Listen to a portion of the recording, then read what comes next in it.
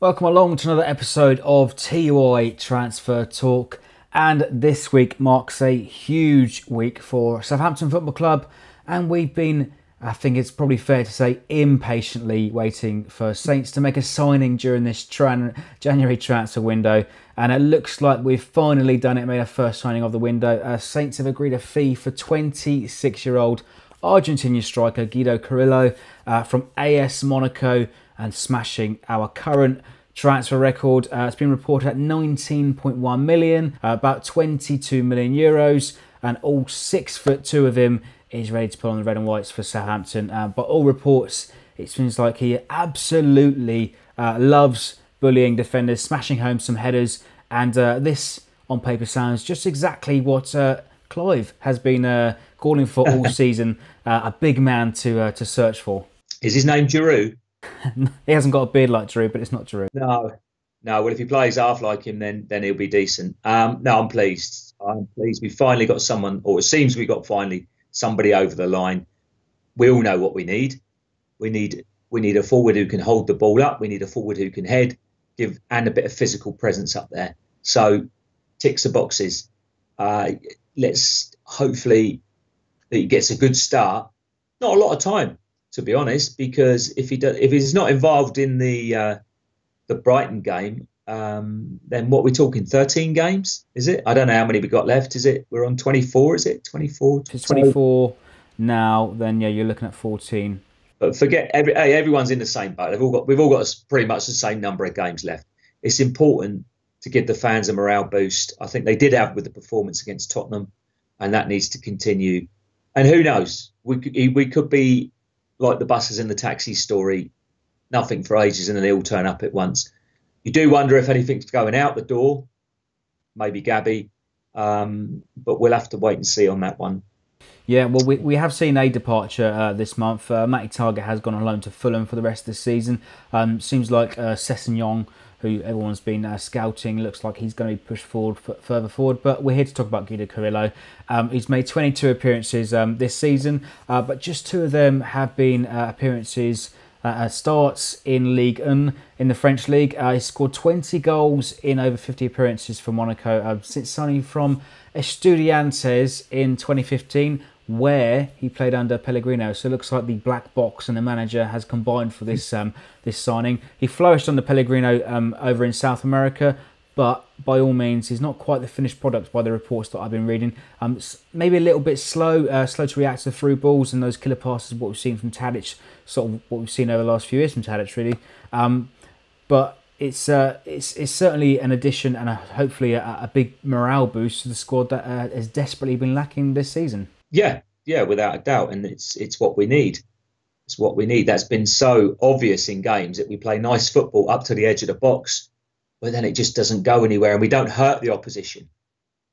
And that's what we need to do. And it's about, I think it's about the bits that drop off of him. It sounds terrible, doesn't it? It sounds like he's got a disease, but it's about firing the ball in, and the ball, when the ball drops in the box, hopefully players like Shane Long will react and be sharp around him, and some of the other midfielders, James Ward-Prowse, picking up the bits and pieces off of a target man. So important to add that to our game, because I just feel that it's been too easy for teams to defend against Saints.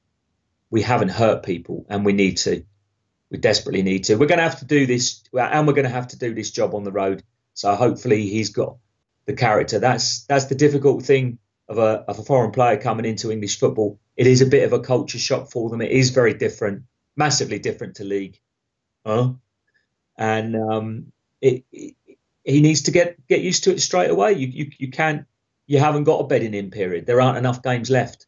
So let's hope so, and let's hope there are more signings. Would hope that he is followed in the door by another winger that we've been looking at, Cani Promise. £30 million is a tag for him. We've got this money now, and it looks like we're finally spending it wisely to ultimately keep us up in this league. Well, for Saints, it's got to a bit of a shit or bust situation, and you gamble in your Premiership future now, because we've got ourselves in this situation. There's no easy fix. I think the fans have realised it. They've come on board the last 2 or 3 games, and the turnaround in vocal support is amazing. And I hope it continues. I hope it continues in a positive light, and we get the ground rocking again, because that's what we're going to need. We're going to need it at the away games especially.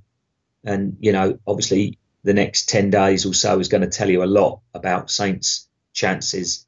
But with these added players comes added choices for Pellegrino, maybe added headaches, but they're good choices. They're things that we've needed all season. Personally, I think we should have done better with what we've had, but let's be positive. Hopefully other players will come as well. If you're Pellegrino, you've got this new striker in Guido Carrillo, you've got potentially this new winger in Cani Promise. You know, maybe Promise is replacing Redmond's position, and Carillo up front. I mean, if you're Pellegrino, would you put them both into first choice to starting 11s? My gut feeling would be yes, because if you're going to spend that much money, how can you justify them being in the reserves? They're the cards that you're playing. They're your aces. So what's the point in warming the bench? You know, and the fact is that the other guys haven't really done it, and you hope that these guys come in and do it. So I think, yes, obviously you've got to assess the fitness side of things. You've got to assess, are they up to speed? As we've said about foreign players adapting to the Premier League, but top players should be able to. And it'll be a baptism of fire, which we saw from Gabbiadini around this time last season, scored 6 and 4 in his first 4 appearances. Hopefully we see a similar return of form from our potential new signings. Yeah, indeed. And let's hope the fans embrace it. Stop reading about facts and figures. Let's look at the guy, what he can do on the pitch. Let's look at what he can do for us positively. It's way too many people were stuck on FIFA on the blimmin' computer. You know, it's what goes on that grass, and that's all that matters, really. That's all that matters, and let's hope they have a positive impact. If the club, it's been very, very frustrating for the fans to have to wait, and you're thinking, is any money ever going to get spent? But this is step 1. Let's hope there's step 2 and 3 coming, because we need it. We don't. I wouldn't like to put all our eggs in one basket. It puts enormous pressure on the player, and I think there are other areas that need improving. Yeah, and we certainly need that winger and an extra central defender, but hopefully we see that by the end of the end of the transfer window. Something we need is pace, without a doubt. Pace. Certainly. And well, that wraps it up then for the latest episode of TUI Transfer Talk. Looks like we've finally got Guido Carrillo across the line. Notice the rolling of the R's there. We'll see some more Spanish pronunciation around St. Mary's, hopefully some more often, and some more combination between Pellegrino and Carillo in the but leave us your likes and your comments on... There has to be a song there somewhere, don't there, with all them R's and the O's. You know, there has to be. Leave us your suggestions, your suggestions for our new signing, Guido Carrillo. Anyway, leave us your thoughts on our new striker in below. Leave us your likes, your comments, and subscribe for more.